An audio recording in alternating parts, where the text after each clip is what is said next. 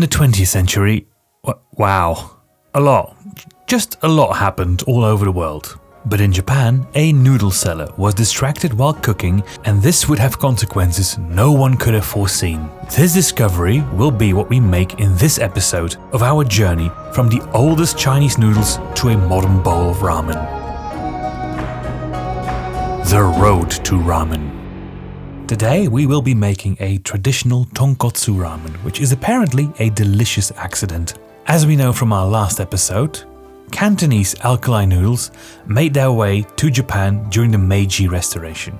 Initially, they appeared on the menus of restaurants focusing on all types of foreign foods, in the wake of the country's reopening in the 19th century. However, these first iterations did not seem to have had a lasting impact on the cuisine. We don't even know if they resembled what we call ramen today. The roots of ramen, as we know and love today, originate from migration. When Japan had just reopened to foreigners, immigrants were only allowed to settle in specific spots near ports, most notably in Yokohama and Kobe. Most of these immigrants were Chinese, and they mainly came from Taiwan and the Pearl River Delta. The latter group brought with them the juksing noodles we made in the last episode. How did you get here? Well, anyway, although ramen did originate here, the first dedicated restaurant wasn't opened here. No, the first ramen restaurant was in Asakusa. That's not that far from where you are. He doesn't mind going to the other side of the planet, but a quick train ride is too much. What a weird man. Ah, yes. It was here, in Asakusa, that the first dedicated ramen restaurant was opened in 1909 by a customs official working in the port of Yokohama, staffed by Chinese immigrants. This one, Yoroya, is one of those first ones, and it still stands today. This wasn't the first one though. No, the first one, opened by that customs official, was Rairaiken, which sadly isn't here anymore, but they have recreated it in Yokohama's Ramen Museum. Yes, we weren't just there. I never asked you to come all the way to Japan.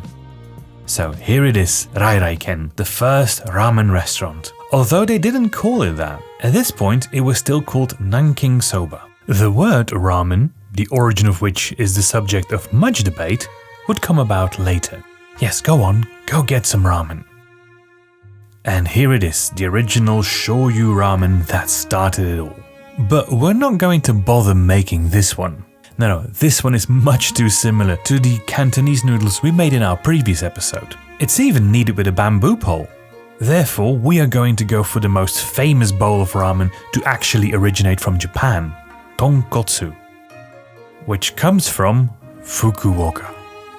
After World War II, a horrible rice harvest had forced a lot of Asia to switch to wheat products, and there was a veritable boom in ramen, especially here in Fukuoka. Here, people started mixing ramen, which was gaining traction in Tokyo, with Nagasaki shampon, a local pork soup. The rest is pretty much history. Although the first iterations were not the creamy, thick soup we know and love today. The original mixture was much clearer and runnier. As we've alluded to, the thick broth was an accident. We covered the story of this accident last week in our broth video, which you can find here.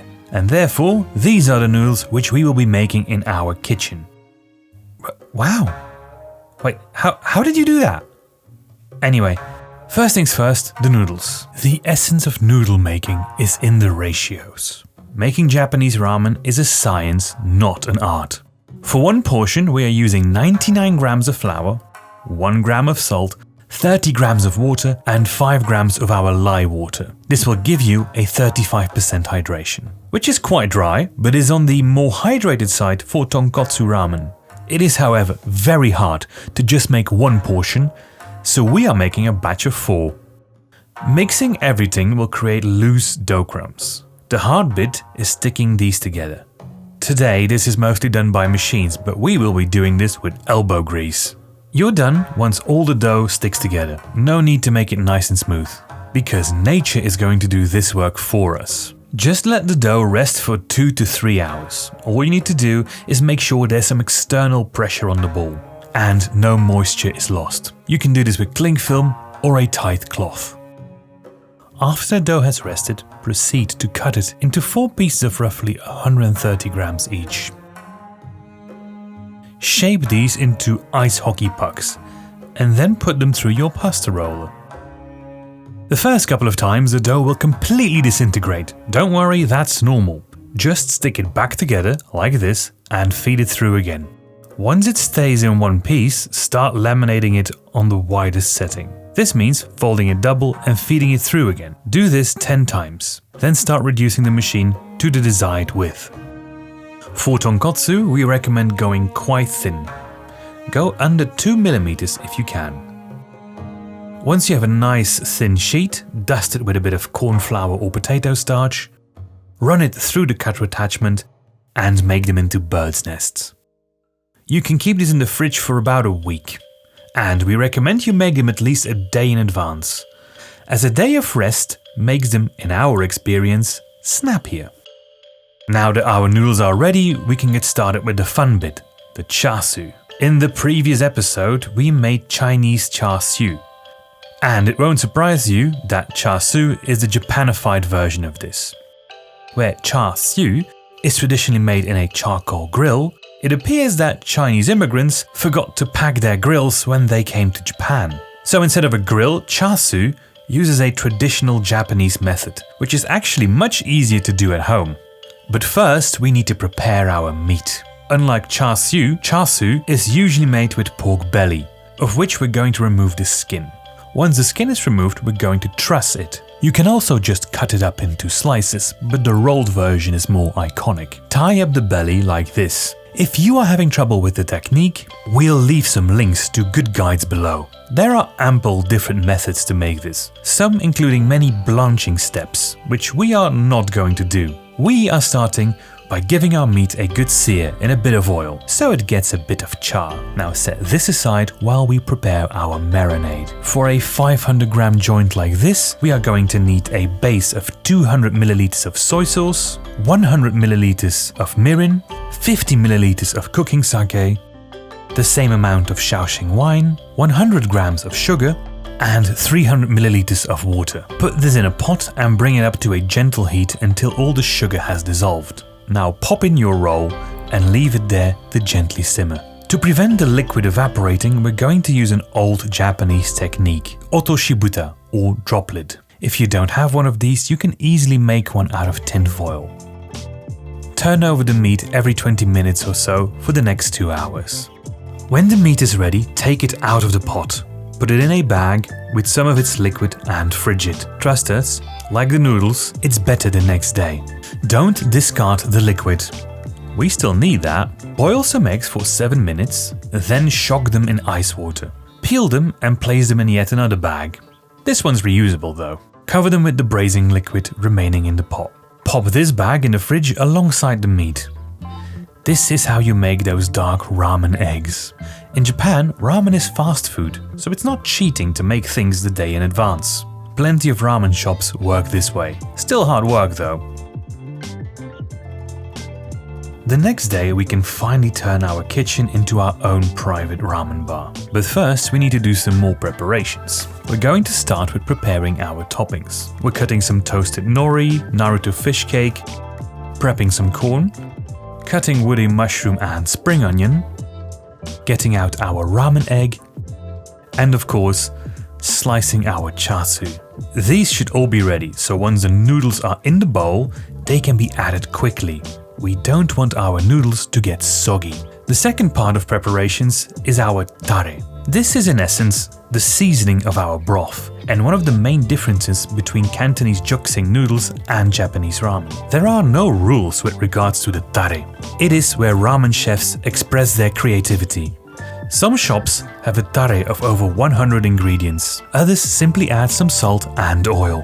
All of this is very much down to personal taste. We like this recipe. Some ground sesame seeds, a bit of sesame oil, a dash of soy sauce, some salt and pepper, a spoonful of oyster sauce, and finally we are grating in a clove of garlic. Give all of this a good stir and the tare is ready. Let us know your favorite tare in the comments below. With our mise en place ready, we now need to warm up our stock. Like we did throughout this entire series, we made this stock in a separate video, which you can watch here. if you followed the steps in that video, you should either have bags of frozen broth or jars in the fridge. Whatever you ended up doing, if you did it the right way, they will be solid by now. Once in the pot, bring it to a light simmer. Don't let it get to a rolling boil, as we don't want this to reduce any further. While the broth is warming up, you can also bring a pot of water to the boil. With the broth and noodle water getting up to temperature, we can really start picturing our own little ramen shop. Use this time to practice your most enthusiastic Irashaimase. When it's time to eat, take your serving bowl, spoon in some tare, and ladle over some stock so the bowl is just over half full. As soon as you've done this, lower some noodles into the boiling water. You can do this with tongs, but we recommend getting one of these mini strainers. They're cheap and worth it. Your noodles will be ready in under a minute, and you need to keep moving them while they boil so they don't clump. After 40 or so seconds, take out your noodles and shake out the excess water. Gently drop the ramen into the soup. Be careful, it's easy to cause a bit of a messy splash here. Once they're in, lift them up and fold them nicely so they look a bit tidy. Then quickly add your toppings. This needs to go quick because we don't want our ramen to go soggy. And there we have our finished bowl of authentic tonkotsu ramen. As our human enjoys his bowl of traditional tonkotsu ramen, we look back on the road we took here. From the first millet noodles from 4,000 years ago. Wait, what are you doing here? Oh, I see. And we can make that? Well, dear viewer, it looks like there will be another episode. Shouldn't you go do dishes? Today we made very traditional ramen, but in our next bonus episode, we will be making ramen that's all the rage in Tokyo right now, tori paitan. And on top of that, we'll finally learn why we call them ramen. We hope you enjoyed this episode on tonkotsu ramen. Please leave us a like or a comment if you did. If you're new here, it would be great if you could also subscribe so you don't miss our next video, where we actually conclude our road to ramen. Thank you very much for watching.